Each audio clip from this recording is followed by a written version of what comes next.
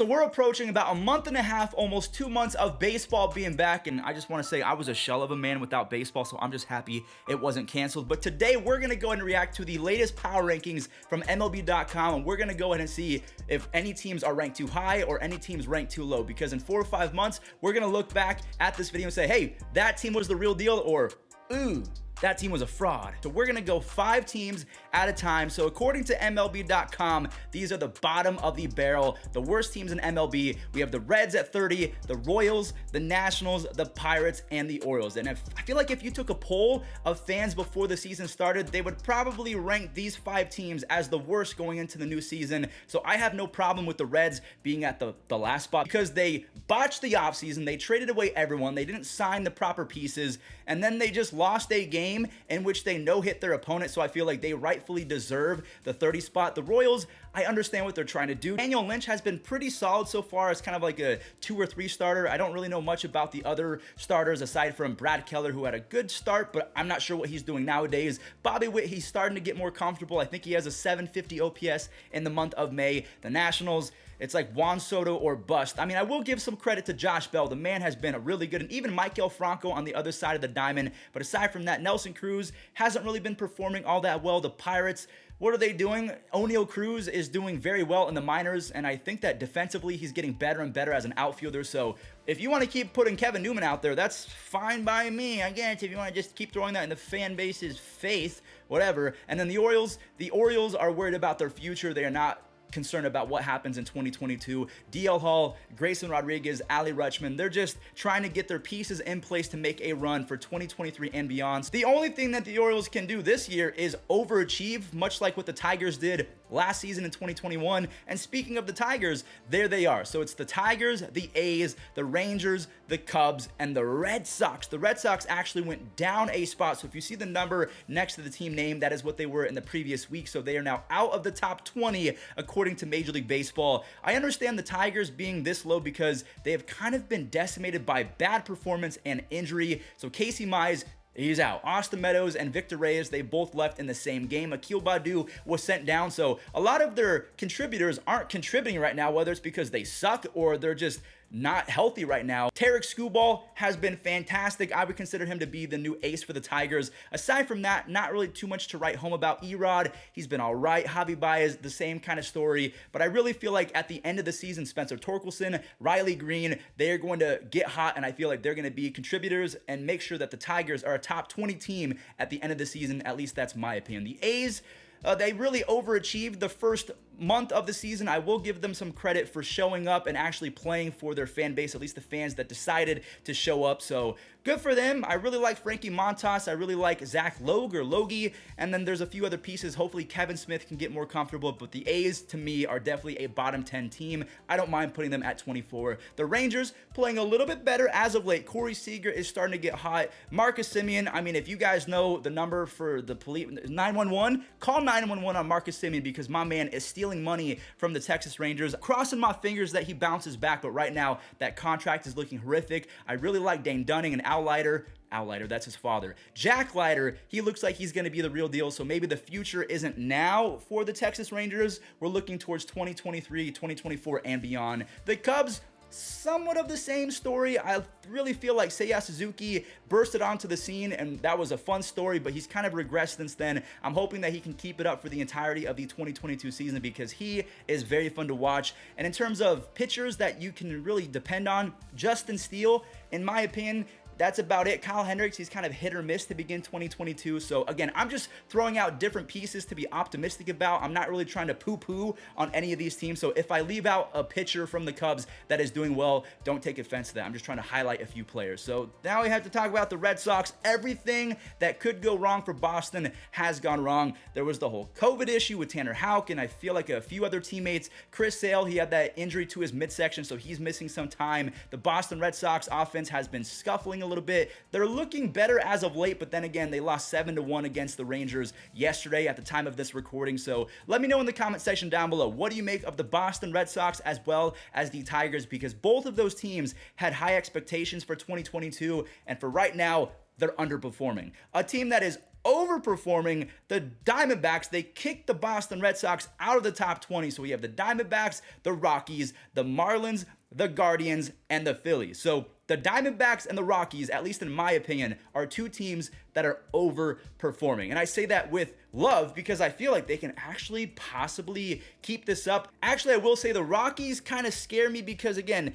Austin Gomber's solid, Freeland is cool, and Marquez and Sensatella, they're cool. But the Diamondbacks rotation with Gallen, Bumgarner, Merrill Kelly, I feel like I'm missing a few other guys, but the Diamondbacks rotation looks pretty good right now, and we haven't even talked about their guys that could be on the team in the next few years. So for 2022's sake, fine, putting the Diamondbacks at 20 is okay, but watch out for Jordan Lawler, watch out for Corbin Carroll. They've already called up Pavin Smith and Alek Thomas. The Diamondbacks could be sneaky in the next few years, but I'm cool with this ranking. The Rockies at 19, I feel like they're going to continue to kind of be in that 19 to 22 spot. That's just my opinion. Chris Bryant has not even really played. I don't even think that Chris Bryant has a home run for the Rockies, and that's because he's been injured. He was a doubles machine and an on-base machine while he was healthy, but for right now, I mean, that contract, he was given a lot of money, so he's got to stay on the field. The Marlins at 16, I'm cool with that. So they dropped 2 spots, so they went from 16 to 18. Jazz Chisholm has been playing like a superstar. That rotation just suffered an injury because Jesus Luzardo has forearm tightness or something like that, or a strain. But Max Meyer, I think I heard that he's being called up to AAA, so he is ever so close to making his MLB debut. Max Meyer, remember that name. He is going to be a stud. And then before we talk about the Phillies, the Guardians, they stay at the 17th spot. I have been pleasantly surprised. A lot of people were saying that the Guardians were going to be a bottom feeder. Stephen Kwan has been a mirror. I mean, he had a good first week. Ever since then, he's kind of slowed up. But J. Ram, Owen Miller, that Padres trade where we traded away Mike Clevenger for what would we get? Owen Miller, Cal Quantrill, Gabriel Arias, who hasn't even really made an impact on the MLB level. That was a trade that keeps on giving. Going into the season, I thought the pitching was going to be good and the offense was going to be eh. It's actually been the reverse. The pitching has been eh and the offense has been really good. They are the best team in the big leagues at making contact. All right, let's talk about the Phillies. I think they own the #1 OPS at the time of this recording in all of Major League Baseball. So they're scoring runs, they're getting in scoring position. It's just their pitching. Aaron Nola is good one day and the next. Good one day. Ranger Suarez has not been able to repeat that lights out success from a year prior, and their bullpen is horrific. Corey Knebel is blowing saves. Jose Alvarado is thanking God after giving up 6 earned runs. Now, I appreciate thanking God even when you're not doing too great, but just that Phillies bullpen and the staff is a little bit scary. All right, let's talk about the top 15 teams. The Mariners, the Braves, the White Sox, the Cardinals, and the Blue Jays. I think a lot of people are going to be weirded out by the Blue Jays at 11, but let's talk about the Mariners and the Braves first because they both, actually the Mariners moved up, whereas the Braves, they moved down. So the Mariners, they've been playing really well. They stole a series against the Mets. That was the first time in 2022 that the Mets actually lost a series. J-Rod is catching fire. They sent down Jared Kelenic, so maybe Kyle Lewis is on the horizon, but they're doing what they have to do in order to win. Robbie Ray, Marco Gonzalez, been Robbie Ray is almost in the same situation as Marcus Semien, but not as bad at just stealing money. Hopefully they can continue to get better and better. I love Logan Gilbert. I love George Kirby. I think his name is Matt Brash. I thought was going to be a breakout star. He did break out in his first start and then broke down in the starts that followed, so let's not talk about that. The Braves, the World Series champions, they lost Freddie Freeman, and in return they get Matt Olson. They have a breakout star in Kyle Wright. They have so many pieces that you have to be excited about. I know that Ronald is injured right now, but I really feel like at the end of the year, the Braves are going to be a top 10 team, so not really much to talk about. I feel like they are properly rated right now, and that's because things haven't gone their way, but as the season progresses, so do the Braves. They get better and better. The White Sox. The White Sox have been maybe the biggest disappointment of the year. I think they're 16-17. Their defense has been horrific. Michael Kopech was amazing until he faced the Yankees.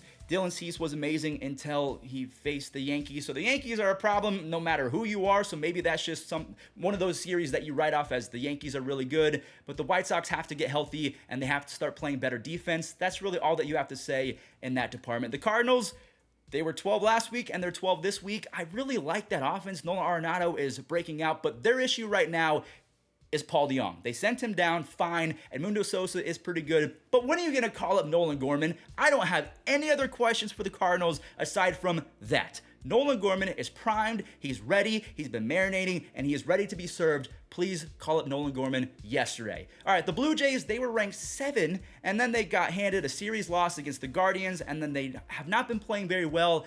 Kind of the same story as the Chicago White Sox. The defense has been suspect. Alek Manoah has really been their ace. You have Kevin Gausman, and I don't know the news on Hyun-Jin Ryu. Is Hyun-Jin Ryu injured? If you're a Blue Jays fan, please update me in the comment section down below, but Vladimir Guerrero Jr. has been scuffling as of late. Bo Bichette can't seem to find consistency. Teoscar and Lourdes, they're not repeating what they did a season ago, but again, a lot of these teams are just trying to get the wheels spinning, and I feel like as the season progresses, these teams will get ranked higher and higher, talking about the Blue Jays, talking about the White Sox, talking about the Phillies even, who are ranked 16th right now. So let's talk about the top 10? All right, let's talk about the top 10. We have the Twins, the Rays, they moved down 4 spots apparently, the Padres, the Giants, and the Brewers. So a lot of teams going down, aside from the Giants go from 11 to 7. So the Twins, they called up Royce Lewis. He had a grand slam for his first home run. They don't even have Kenta Maeda right now. Joe Ryan has been a superstar. Dylan Bundy came out on fire to begin the season, but now he's looking like 2021 Dylan Bundy.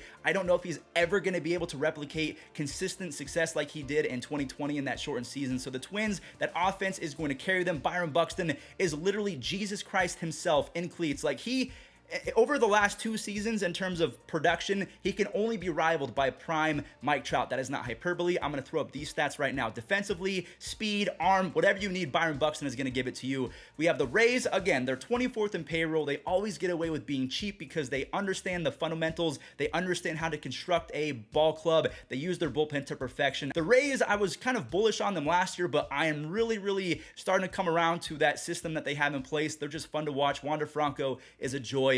I feel like once they get Tyler Glasnow back and they have Shane McClanahan, who might win the Cy Young this year, I feel like Tarek Skubal and McClanahan are 2 underrated names in that conversation. But the Rays, fine at number 9. I'd probably put them in the top 7, but then we're going to talk about the Padres, the Giants, and the Brewers. Padres, I feel like, are a little bit underrated. They don't have Fernando Tatis Jr. right now. They don't have Blake Snell. They just got back Mike Clevenger. So who knows? Maybe Robinson Cano is going to turn back Father Time and turn back the clock and actually perform. He just signed with them. So I'm cool with them at 8. The Giants, the Brewers, these are 2 teams that are going to be led by their pitching staff, and they're just going to have to hope and pray that their offenses really carry them. And so far, the Brewers with Rowdy Tellez, that's happening. I'm hoping that Willy Adames isn't too injured. I know that ankle kind of rolled when he was scoring on a sac fly. The Giants just got lit up. Carlos Rodon had the worst start of maybe the last 2 seasons combined, but I really feel like the Giants, to me, they might be my 2021 version of the Rays because I wasn't too sure about the Rays last year. And then the Giants this year, I understand that they're good, but are they good enough to make a push for the World Series? In my opinion, no. That's just my opinion. But the Brewers with that staff are absolutely incredible. So let's talk about the top 5. We have the Angels at the number 5 spot. We have the Astros at the number 4 spot. We have the Mets at the 3. We have the Dodgers at the 2. And then, of course, the Evil Empire at number 1. So let me know in the comment section down below, what do you make of the top 5? I really feel like they nailed this. I would put the Yankees ahead of the Dodgers right now, even though the Dodgers, they lost 4 games in a row before making that comeback against the Phillies. And even though they had been on a losing streak, they had still outscored opponents by 70 runs from the beginning of the season, even through that losing streak. So they can get it done on the pitching side of things. The bullpen is pretty solid. We all know that offense, especially when you have Gavin Lux as your 8 or 9 hitter, that's dangerous. The Astros have been streaking. I think they've won 12 of their last 13 games. I really feel like they are better than the Angels right now because the Astros don't have McCullers, so they are not at their peak, whereas the Angels, I feel like they're peaking right now, and if the Angels perform like this the rest of the year, they will be an extremely terrifying team. But how much better can they get? You have Chase Silseth, he broke out. Patrick Sandoval has the most unhittable pitch in baseball with that changeup. Noah Syndergaard, Ohtani, Mike Trout's healthy, knock on wood, Anthony Rendon. So the Angels and the Astros, I guess, is a toss-up right now, but the Mets are really good, and they don't even have Jacob deGrom. The Mets have been playing out of their mind, and Tyler McGill, he's been just as good as Jacob. I shouldn't say that. That's almost blasphemy to say. Tyler McGill has been pleasantly surprising, and he's been a successful replacement of Jacob deGrom, but no one can 100% replace deGrom. And then we have the Dodgers at 2. We talked about them. And the Yankees, they might have 7 to 8 guys that could end up with 20 home runs, 80 RBIs, a 100-plus WRC plus with 2 Gold Glovers in left field and right field if that's where Aaron Judge and Joey Gallo are playing. So let me know in the comment section down below. Also, I can't end this video without saying this name. nasty Nestor. He has been a godsend. Jamison Tyana has been fantastic. So those are the top 30 teams according to MLB. Let me know what you guys think. Catch you in the next one.